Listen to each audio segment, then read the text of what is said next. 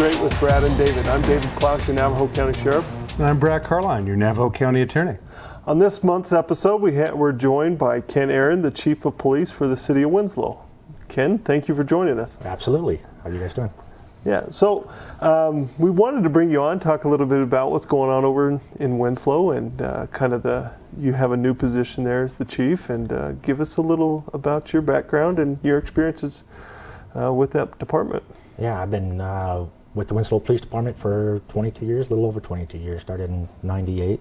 It's the only department I've worked for, so just appointed as the Chief of Police in July of 20, so just under a year as Chief of Police, and kind of worked my way through, seen every kind of division of it, and worked with investigations, worked in patrol, worked just about every area of the department that there is, and here I am now. So perseverance pays off, is what you're saying. Yeah, stubbornness. So they sent you, the Winslow Police Department sent you to the academy, and now you're the chief? Yeah, they sponsored me in the academy for the Snowflake Taylor Academy for Nolita back in '97, and graduated in '98, and they picked me up after that sponsorship in '98. So it's been a good department to me. It's been a great city, and they've been treating me well. Okay. So when were you appointed Chief of Police? Chief of Police was July of 20. Okay. So just under a year on that. So you had some challenges face you in your first year with a pandemic and executive orders. If you're going to jump in with both feet, right? So yes, a lot of challenges right off the bat coming in as the chief. So we made the adjustments that we needed to make and pushed through and endured what we needed to have, and coming out the other side, I think we're starting to see a little decline on that, and I think the vaccinations of everybody kind of moving forward on those vaccinations, we're starting to see a little decline. I think it's helping. Might see some light. Have your officers been able to get their vaccines yet? Yeah. So quite a few of our officers have. We're not 100%, but I think we're about 60%, 65% on the vaccination, and we're starting to get that second dose, that booster shot now, coming around the last couple of weeks. So, yeah, we're just about there on the vaccinations. Should make everybody feel a little more comfortable out there again. I hope so. I think so. I think it's making a difference. I think it's pushing the numbers down a little bit, and we're starting to see a little daylight on that tunnel. So, I think it's a good thing. We're pushing through. Yeah. So what have been some of those challenges for law enforcement dealing with COVID? Is it enforcement side? Have you seen a rise in calls or decline in calls? Or have you seen, is it harder for your guys to go out and respond? So I think it's just a different way of doing business. It's not necessarily the way that we like to do business, but we've kind of cut back a little bit on non-violent, non-serious offenses, and trying to do telephone communications with those and getting information and try to do that, so we don't have that face-to-face. So what kind of cases are those in specific? You say non-violent, and I forget what the other phrase was, but what kind of actual cases are those? So like your criminal damage cases, if we can do non-contact on that, like bike thefts, simple misdemeanor cases and whatnot. We're trying to pull back from that face-to-face, and if it's something that we can do over the phone, then we're going to try to do that over the phone for right now. It's not really the way I like to do business. I think that interaction with the public is necessary. If you're a victim of a crime, you're a victim of a crime, and it's a big deal to you at that particular time, and seeing that officer face-to-face is part of that healing process, I guess. You know, you have that sense of relief. Okay, now there's somebody here that's going to help me and push forward with this case and try to have some resolution on it. And so I don't like pulling back like that on our public, but you know, with the safety of our officers, the safety of the public, everybody in general, I think it's kind of necessary at this particular point. Yeah. So do you see going back to having more contact again, or do you see some of this being a systematic change moving forward? No, I hope it's not a systematic change. Like I said, I think that face-to-face contact is important for everybody, and it's especially important for the victim. I mean, seeing that officer come in and it builds that healing process, I guess, of a victim of a crime. You know, I've got somebody here now that's going to help me in resolve this case and resolve this the best they can. So. Yeah, I'll jump in a little bit about on our end too. We work in and around the city of Winslow. You know, there's been changes with COVID, the way people conduct business, right? And that face-to-face. I don't think in law enforcement, from my experience and my opinion, is people like that.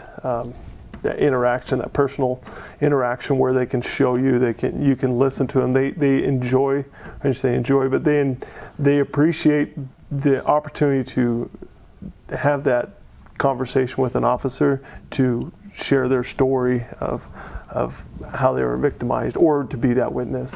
When you do things over phone, I don't think it has that same touch. It loses the luster. It kind of makes it feel, to me, if I'm on the other shoe here, if I'm the victim, it would kind of make me feel like the case is not important to us. And it is. Every case is important. Yeah. I mean, you go out and you're trying to resolve the situation for somebody, you're trying to help somebody, and you don't want to diminish the value of that. And I think doing it over the phone kind of does that. It kind of makes a person feel like it's not important to you, but it is. So have you found some type of follow-up to do to help these victims, or is it more like normal, this would be your contact, but instead of in person, it's by phone, and that kind of ends unless there's some movement with the case? We're trying to have all our officers make as much contact as possible, you know, and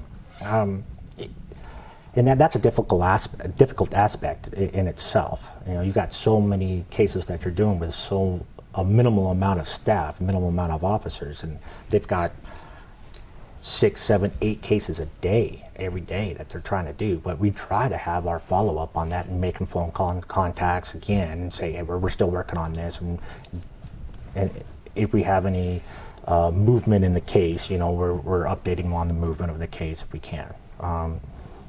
It's a difficult process. It's a difficult time.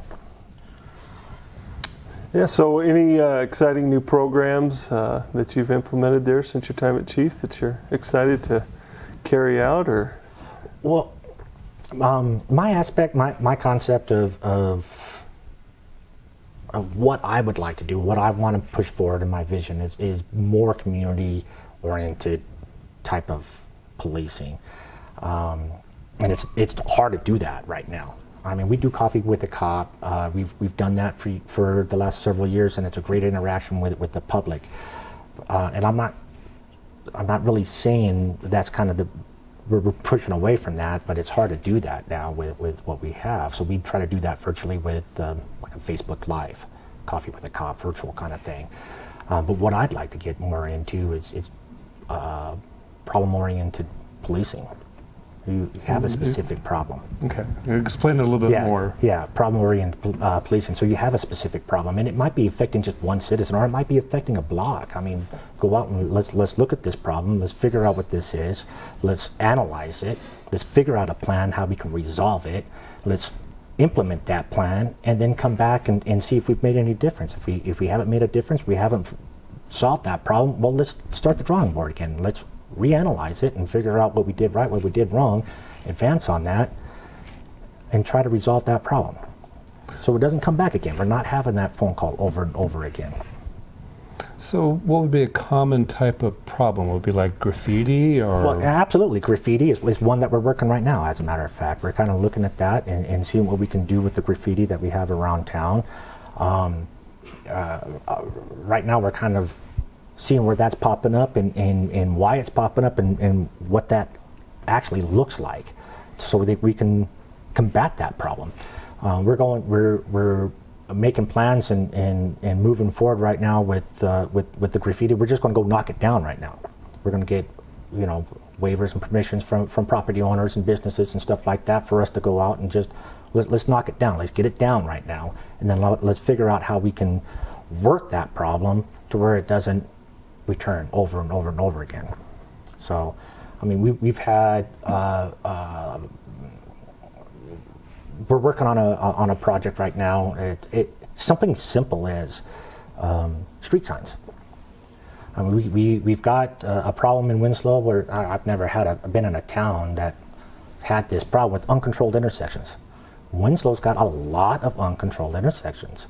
And we broke down 28 uncontrolled intersections in just half the town right now. So we're working on putting up street signs and stuff. We're getting complaints on that, near misses and collisions and stuff like that. It's a problem. So let's fix that. Your officer's been investigating a lot of collisions at these intersections that are... You know, most of it is near misses. And the residents of Winslow, they grew up there. They know that town has uncontrolled intersections. And it's kind of a funny thing, but as residents, they have this unspoken communication between each other that, okay, if you have the dip, that you have to yield, and the person without the dip can go on through.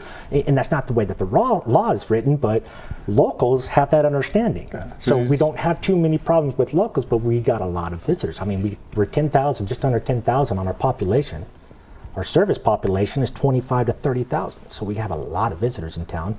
And when your visitors don't understand that, they don't have that communications like the locals do. So Stop sign is a little more uniform. Yes, we got to fix that problem. So yeah, they can probably understand that a little simpler. So what are some of the big attractions? Those are some interesting numbers. 10,000 residents. That's one of the larger communities in the county. I think just under Sholo.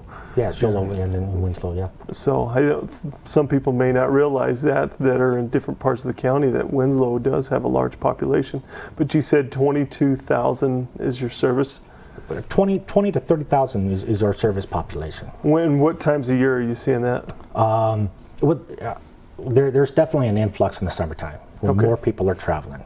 And it's, thank you, Eagles, and putting us on the map with your little song. So I was going to ask you, what are some of the big attractions that bring people to Winslow? They come and they want to stand on that corner. They want to stand in the corner of Winslow. And we've got a big park, standing on the corner park over there with Glenn Fry and Jackson Brown, who wrote the song. We've got statues over there. They just want to come and stand in that corner, get a picture, do a little shopping around that downtown area, and enjoy that afternoon. So it's amazing to me how far out people come. I mean, from Norway and Germany and all over the world. Really? And they make Winslow part of their destination as they're going from point A to point B. They're stopping in Winslow for an afternoon so they can stand on that corner. It's a beautiful thing. So it brings a lot of tourist dollars? Absolutely. Does it bring any public safety concerns to you? Well, I mean, you got that influx of population on a regular basis, and we're not responsible for 10,000. We're responsible for 20 to 30,000. So it absolutely does. And we're right off the Interstate 40, so you have that traffic line coming through. So it brings us some added concerns for our public safety line. So. Yeah. As the chamber there does a pretty good job, or a really good job, on promoting different events. Bob Hall is our Chamber of Commerce man. He is a wonderful man, and he does a spectacular job promoting our town. He works very, very hard doing that, and he's online. He's pushing flyers, and he's talking to other communities, and he just does a phenomenal job over there. So you have big events. I know you have a big Christmas parade, and so we have the largest Christmas parade in Navajo County. Yeah, we absolutely do. And then our Standing on the Corner weekend with the Standing on the Corner Foundation, they do a great job doing fundraisers and stuff, and built a big pavilion park for that specific occasion. And in September we do a Standing on the Corner, and we bring in cover bands to play the Eagles song and a bunch of other things that go on along with that. And it's 4 days of just pure entertainment, all 4 days. So it's a great time. Yeah. So what are some of the things the PD makes adjustments for? These types of events. Well, we're a small PD, so we have to make some big adjustments on there, and a lot of that is reaching out to other agencies.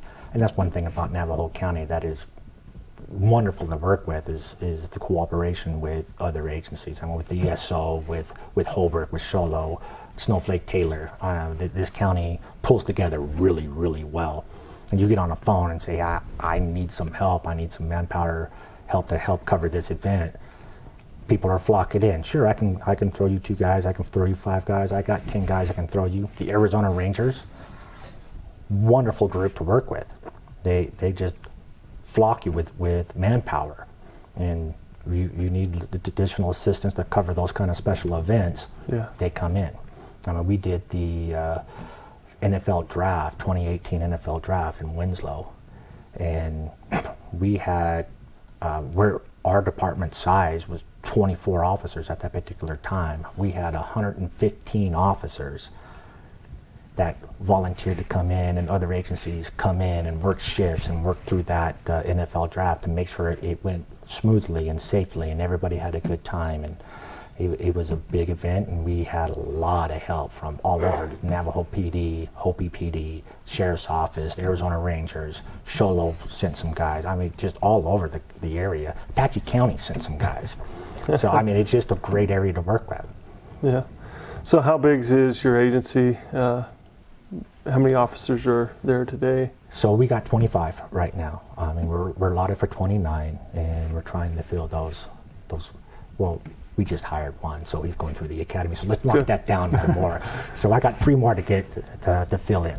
Still got to get one to graduate the academy. I have to get him through the academy. Which is tough. I got to get him through the academy.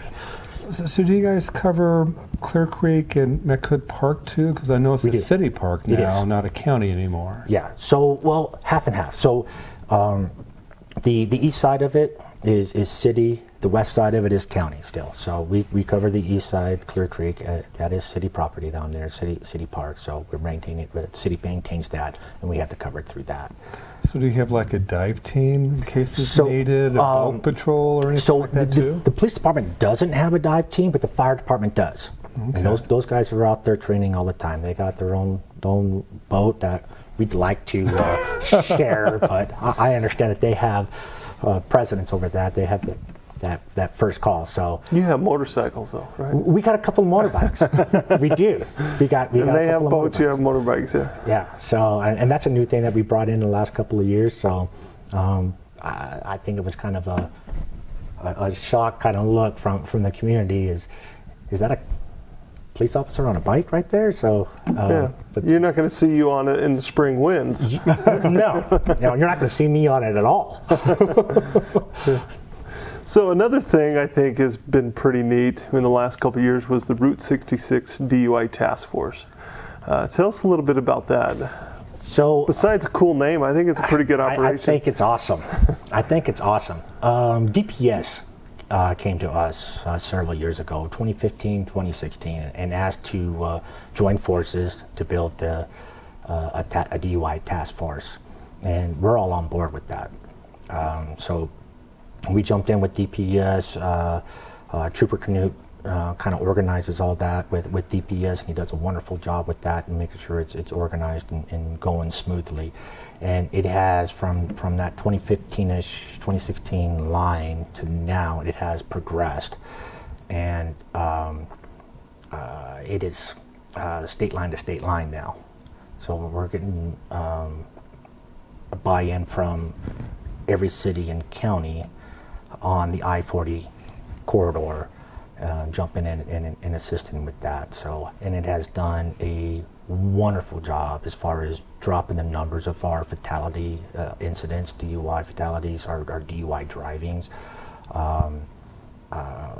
overall incidents that we're having with intoxicated drivers out on the road. So are they looking mainly in I-40, or are they also doing within the Winslow itself? Oh, every town, we kind of split things off to where our municipality police departments work in town, and our state troopers work the interstate line. Of course, we're crossing back and forth as needed, but I think having that cooperation with your state troopers and your local municipalities and the sheriff's department, and you're covering more ground.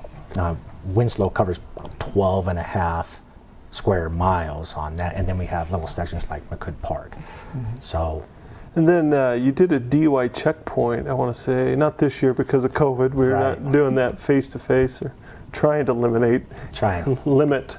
But you had a checkpoint the year prior. I think that was one of the first we've done over there. But you guys took the lead on that. Tell us a little more on that. Yeah, it is. And again, I mean, that's the first one that Winslow has ever done. So there was a lot of assistance with DPS coming in and helping us with that has that experience and knowledge on how to properly conduct those. There's a lot into a checkpoint that I didn't realize until we did it. A lot of work. Yeah. There is a lot of work into that. So I think it went really well. Several hundred vehicles through the checkpoint, and just having that notification out and letting people know, hey, be careful, drive safely, have a designated driver. We didn't come up with a whole lot of DUIs on that checkpoint, which is what you want. You want to be able to go out and have your numbers be zero, not a bunch. I think we were seeing more contacts with designated drivers, which shows proactive or responsibility than we've ever seen before. And we did it on a 4th of July weekend. Yes. Which, is historically a high target area for impaired driving. Yeah. And I think the numbers were very and that's very what good. you want. You want to have those contacts with the designated drivers. And in my opinion, that's a successful checkpoint is you're making those contacts. And there was a lot of designated drivers running through there, so that shows that responsibilities for our citizens and the people in the area stepping up and taking that responsibility and making sure people get home safely. Yeah. So any special programs? I know we talked about more community oriented or targeting of policing, but any new details or anything you're looking at, like school resource officers or more detectives, or anything that you see some challenges within your community that? So we are working for school resource officers. I mean, we have one. Unfortunately, she has an injury and she's not able to be on the street at this particular point. So we're looking for the school resource officers. At this moment right now, as I'm working with the school district, and I'm trying to get something county-wide on a anonymous tip program for the school district, for the kids at the school. They can get on their mobile app and provide information anonymously. I think that they're going to voice a little bit more. We're going to have a little more insight on what's going on at our schools. Try to make that environment a little bit safer, faster response for our law enforcement, to where the kids could either on their laptops or their mobile phones or whatever they have, they can report bullying or cyberbullying, or if they hear something of a kid making specific threats or threatening to bring items onto our school that shouldn't be on our school, they can push that tip out, and it goes to the school district and the police department immediately, and we can make a proper response to that, a faster response. We're not 2 steps behind trying to catch up to what's going on. So are you looking to create your own app, or do you think there's one out there that you can link into? There is one out there, and we just signed on with them last week, as a matter of fact. It's called Catapult K-12. And it's a great program. They'll come in and help set everything up with the school district and with the police department. So how do you plan on educating the kids so that they, one, will put it on their phone, but more importantly, get them to feel comfortable using it? So that is part of the program status on it, that they have that educational line attached to it. So when the kids come in and they start their first week, we're going to implement this on the probably won't be this school year. We're going to try to start pushing things out and get things ready for the next school year. So this coming fall. And during their orientation process, there'll be classes that teachers will be able to show and demonstrate how this program works and where it goes. So is there a grade or an age that the school prohibits kids from bringing phones in, or is it just wide open, so it could be anywhere from a 1st grader to a 12th grader if they have a phone, or do you know? I don't think you can control the phones coming into the school. That's true. Yeah. And now they're on the watch too. Yeah, everything is I don't think that they have a specific restriction on the kids bringing in the phones. I think they have a restriction on them actively using them during rules during class, class and things like that. So I think it'll be a good program to push out. And I mean, even if we need something, if we have a serious offense going on, we can get on that program and almost immediately we send like lockdowns for the school district. And it doesn't just go to the school district office, is the way that we operate now. Is we provide that information to the district office provides that to the school then provides that to the staff. I mean, that's a lot of steps to get to where you want to be. With this program, we do lockdown, and it goes to every staff member, school district, immediately, right then and there, and it has that alert so that the staff is immediately notified. You have that immediate response. So that was going to be one of my questions. It can be incorporated with the training of lockdowns and yes, and your response. If you guys are responding to the school or a specific school, you can send that message while en route. Right, and we're going to do training sessions once a quarter, along with the program. Do that training session with the school districts, so that it's always fresh in that. It's like anything else. You get a new program and you use it for a minute, and then you don't use it for 3 or 4 or 5 months. Then you like, oh man, I forgot about this program. How do I use it now? So it's all about that training and keeping it fresh in the minds of the staff and the school district. And once a quarter, do that training. So how are you going to educate the parents about it too? That is still in the working plan right now. Okay. So I mean, Catapult K-12, they have a great program and they've been through this before. Yeah. So it's going to be probably more flyers, parent-teacher conferences, things like that. I think is how we're going to educate that. The whole program is from start to finish. It should help us control everything start to finish. It sounds like technology-based and vast communication with quick communication. I mean, well, Chief, that's all the time we have this month, but we appreciate you joining us and discussing some of the going on in Winslow, and we wish you the best of luck in your new adventure as the Chief of Police in Winslow. Thank you very much. I appreciate you having me on. Thanks. So please stay tuned for this month's Most Wanted. Christopher David Wagner, 42 years of age, has a valid and confirmed felony warrant for aggravated domestic violence. Christopher's last known address was Sholo. If you have any information of the whereabouts of Christopher, please call Navajo County Communications Center at 928-524-4050. Or remain anonymous, please call WeTip at 1-800-78-CRIME.